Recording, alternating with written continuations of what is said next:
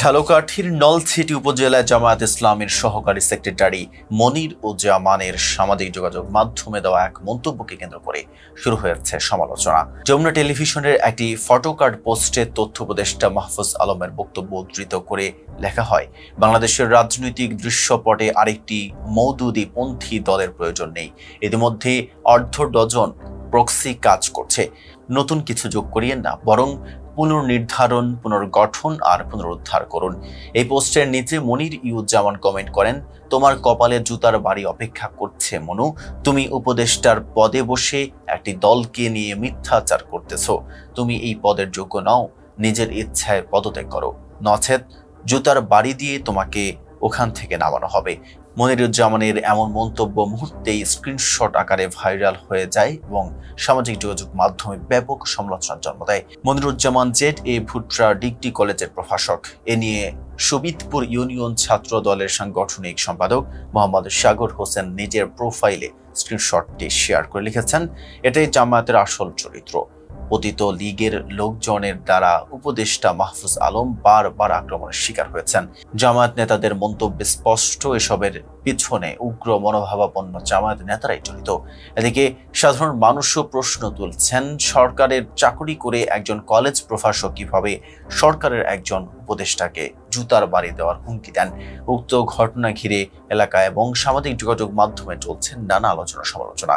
এ বিষয়ে জামায়াতের নেতা প্রভাষক মনিরুজ্জামান ফেজা পিপলের কাছে অভিযোগ স্বীকার করে বলেন, সে গুরুত্বপূর্ণ একটা পোস্টে দায়িত্বরত আছেন, তার মুখে এই ধরনের কথা বেমানান। সে একটা পোস্টে থেকে কোন দলের বিপক্ষে সে কথা বলতে পারে না, এই রাইটস তার নেই। থাকতে পারে সে কি কোনো দলের? কেন সে একটা বাজে একটা দলের প্রধানকে নিয়ে, প্রতিষ্ঠাতাকে নিয়ে মন্তব্য করবে? আচ্ছা, এটা কেমন কথা? সে একটা দলের প্রধান হয়ে সে কেন এটা মন্তব্য করবে বলেন? জি, রাজনৈতিক দল এক রাজনৈতিক দলের যা ইচ্ছে তাই বলবে, এটা একটা বিষয়। জি, সে ওই জায়গা থেকে সে কেন কথা বলবে? এর আগেও সে বলছে, এরকম কেন বলবে? আপনি একটা দলের প্রধানের ব্যাপারে বা একটা দলের আদর্শিক নেতার ব্যাপারে আপনি কমেন্টস করবেন কেন? আপনি ওখানে থাকার অধিকার, ওখানে কি আমরা ব্যবসার দিয়ে উনি বেতন নেয় না? উনি সরকারের দায়িত্বে আছে না? উনি কি বিএনপির কোন টাকায় ও জায়গায় চলে? বিএনপির উনি মুখপাত্র। এটা যদি অন্য কোন বিএনপির কোন নেতারা করতো তাহলে আমাদের কোন কমেন্টস এরকম থাকতো না। কিন্তু উনি একটা উপদেষ্টা হয়ে এই ধরনের উনি ই করবে কেন? কমেন্টস করবে কেন? মন্তব্য করবে কেন? ওনার ব্যাপার সাবধান হইতে হবে না। আর ওনার বয়স হলো অল্প বয়সী মাই বলা, তো আমাদের সেও জুনিয়র। ওনার জায়গায় বসে এখন ওনার তো ওই চিন্তা করে কথা বলতে হইবে। এখন উনি যদি পোলাপাইনের মতো কথা বলে তো হবে না। ওনার চেয়ার যেহেতু বড়, ওনার কথা বড়।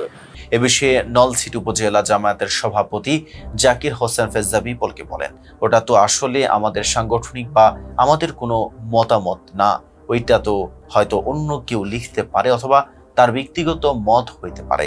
জি ভাই, ওইটা তো আসলে আমাদের সাংগঠনিক বা আমাদের কোনো মতামত না। ওইটা তো হয়তো তার আইডিতে অন্য কেউ লিখতে পারে অথবা তার ব্যক্তিগত হইতে পারে। এটা আমাদের সাংগঠনিক বা আমার কোনো সাথে।